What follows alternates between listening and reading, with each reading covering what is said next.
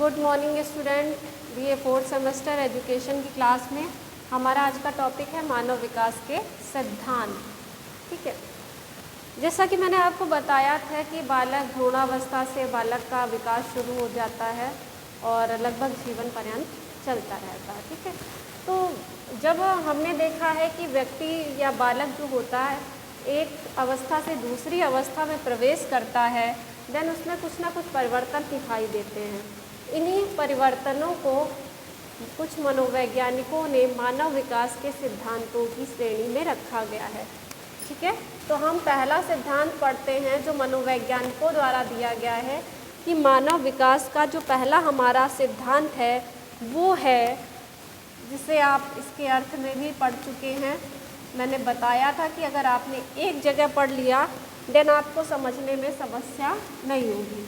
तो सबसे पहला सिद्धांत हमारा आता है सतत विकास का सिद्धांत, अर्थात क्रमबद्धता, जिसे हम कहते हैं क्रमबद्धता यानी कॉन्टिन्यूअस चलने का सिद्धांत। तो मैंने बताया था आपको इसमें कि जो मानव का विकास होता है वो कॉन्टिन्यूअस यानी लगातार होता रहता है।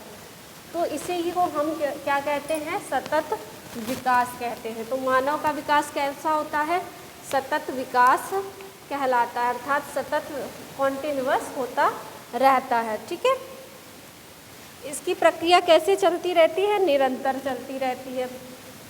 जैसे आपने देखा होगा जन्म के समय के बाद से, शायद ध्यान दिया होगा, लगभग 3 वर्ष की आयु तक बालक का विकास काफ़ी तीव्र गति से होता है और इसके बाद थोड़ा सा क्या होता है, स्लो हो जाता है ना, लेकिन होता रहता है। ये शारीरिक विकास की बात मैं कर रही हूँ, जिसमें शारीरिक है, भाषाई विकास भी आता है आपका। और शारीरिक में तो मैंने बात ये भी आपको बताते हैं कि 18 वर्ष की आयु तक लगभग क्या होता है, शारीरिक विकास हमारा कंप्लीट हो जाता है, जो कि अभिवृद्धि यानी ग्रोथ में आता है, ग्रोथ के अंतर्गत। लेकिन अगर हम सतत विकास की यानी ह्यूमन डेवलपमेंट की बात करें तो वो लगभग 3 वर्ष की आयु तक ज़्यादा होता है, देन स्लो हो जाता है। और ऐसा कई मनोवैज्ञानिकों ने सिद्ध भी किया है कि 6 वर्ष की आयु तक बालक का विकास बहुत अच्छा यानी दुगनी गति से होता है, देन धीरे धीरे वो क्या होता है, कम हो जाता है।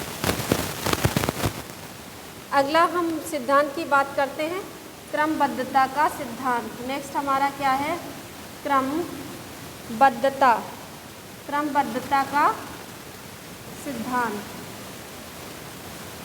क्रमबद्धता यानी कॉन्टिन्यूअस जिसे हम कहते हैं, सॉरी कॉन्टिन्यूअस नहीं होगा, कॉन्टिन्यूअस तो आपका आ जाएगा ये सतत, ये सीक्वेंस। ठीक है, यानी कि क्रम से विकास होता है। क्रम से विकास का मतलब होता है, जैसे मैंने बताया था कि शैशवावस्था है, बाल्यावस्था है, किशोरावस्था है, जो भी हमारे क्रमबद्धता का सिद्धांत है के अंतर्गत आते हैं। इसके अलावा गामक एवं भाषाई विकास जो होता है वो भी हमारा इसमें आता है। जैसे जन्म के समय शिशु क्या करता है, सिर्फ रोना जानता है, रोता है ना। इसके बाद धीरे धीरे क्या होता है, बालक कुछ अस्पष्ट ध्वनियाँ निकालने लगता है 3 वर्ष की आयु के बाद, फिर 3 वर्ष नहीं, 3 महीने की आयु के बाद। ठीक है, देन धीरे धीरे क्या होता है, लगभग 9-10 माह का बच्चा होता है, वो कुछ अस्पष्ट ध्वनियाँ निकालने लगता है, धीरे धीरे कुछ शब्दों को सीखता है, फिर सेंटेंसेस यानी वाक्य शुरू कर देता है। तो एक तरह से ये क्या है, क्रमबद्धता का सिद्धांत देखा जाता है मानव विकास में, कि भाषाई हो, गामक विकास हो, सभी एक क्रम से चलते हैं। ओके, अब हम अगला थर्ड है, हमारा सिद्धांत आता है विकास की निश्चित दिशा का सिद्धांत। विकास की निश्चित दिशा का सिद्धांत। विकास की निश्चित दिशा से सिद्धांत से क्या तात्पर्य है,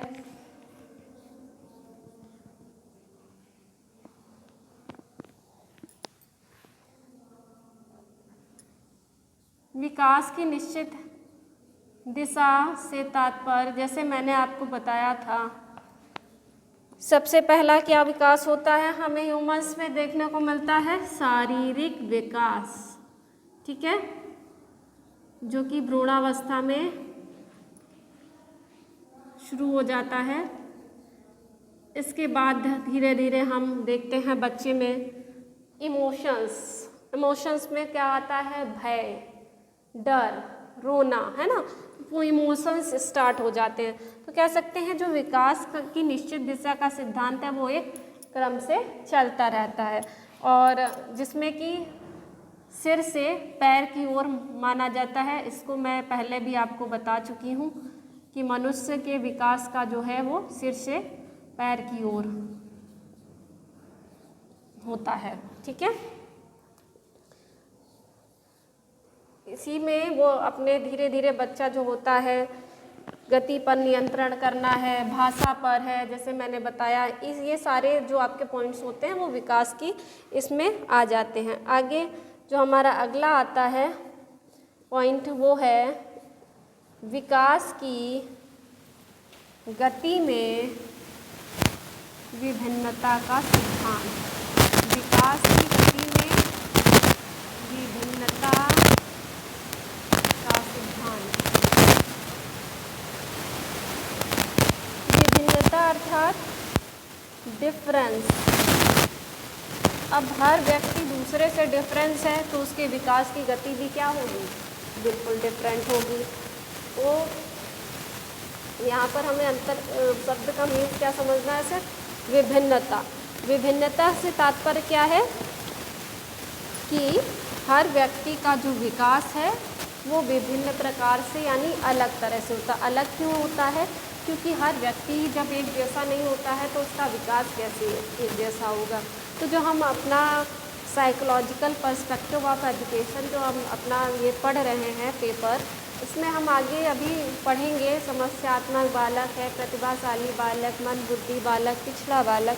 तो जब हर व्यक्ति या हर बालक एक जैसा नहीं होता है तो उसका विकास भी अलग अलग होगा। किसी व्यक्ति का विकास तीव्र गति से होता है और किसी का मंद गति से, किसी का सामान्य गति से। तो सबके विकास की गति कैसी होती है? विभिन्न होती है।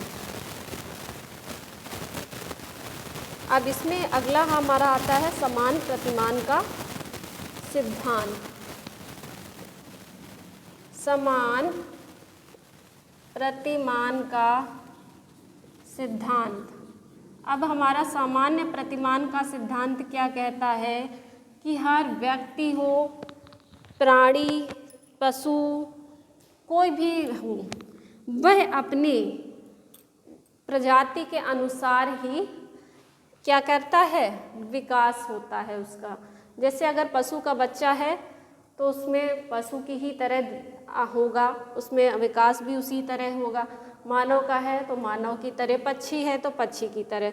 तो इसी को हम कहते हैं समान प्रतिमान का सिद्धांत। यानी प्रत्येक जाति, चाहे वो पशु हो या पक्षी हो, मानव जाति हो, वह अपने ही प्रतिमान के अनुसार यानी अपनी ही जाति के अनुसार विकास करता है। तो यही हमारा समान प्रतिमान आ जाता है, ठीक है। नेक्स्ट हमारा आता है व्यक्तिगत भिन्नता का सिद्धांत।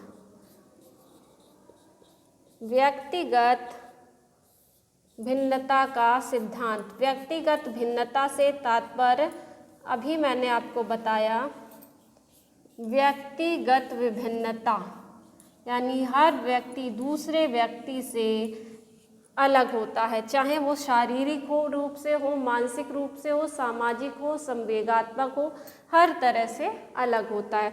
तो यही विभिन्नता क्या कहलाती है? व्यक्तिगत विभिन्नता। तो अगर मंद बुद्धि का बालक है तो वह अपनी गति से उसका विकास होगा, पिछड़ा बालक है तो उसका विकास अपनी गति से होगा। हर व्यक्ति का विकास अपनी भिन्नता के अनुसार होता है, ठीक है। तो ये हमारे कुछ मानव विकास के सिद्धांत थे। अगले लेक्चर में हम अगले टॉपिक को उठाएंगे इसी चैप्टर से related. Okay student, thank you.